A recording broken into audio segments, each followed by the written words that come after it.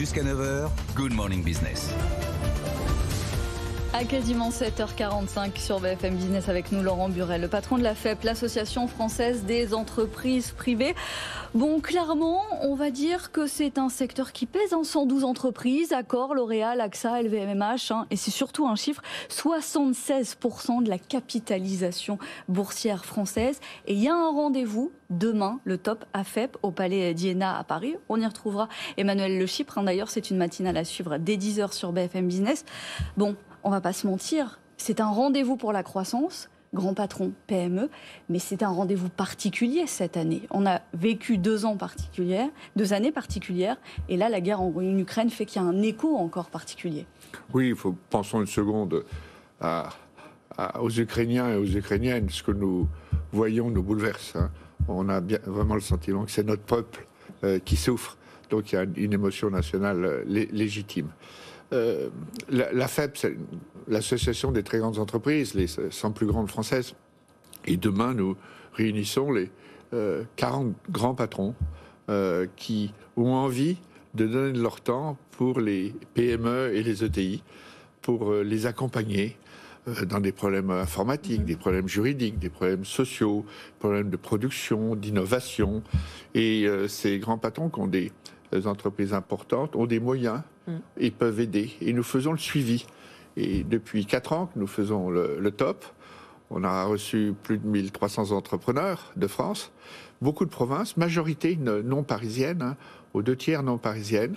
Et nous avons, je pense, un bon taux de succès. Et on a fait une enquête.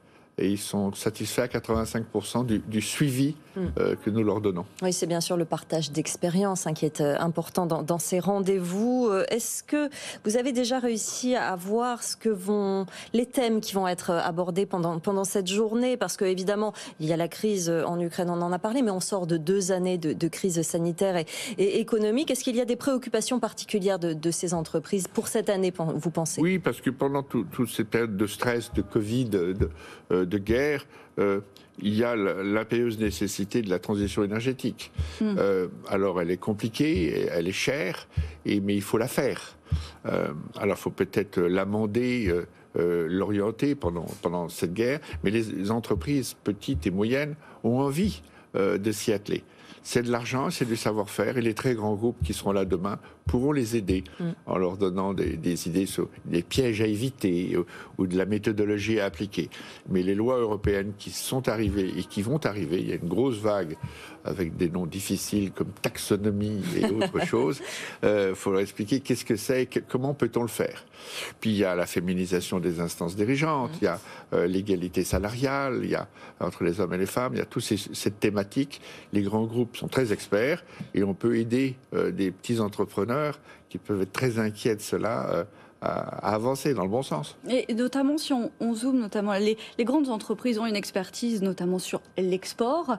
Dans le conseil à donner, quand il y a un contexte tel international et une crise telle, quel conseil on donne à ces entreprises pour quand même les pousser à exporter, à s'internationaliser?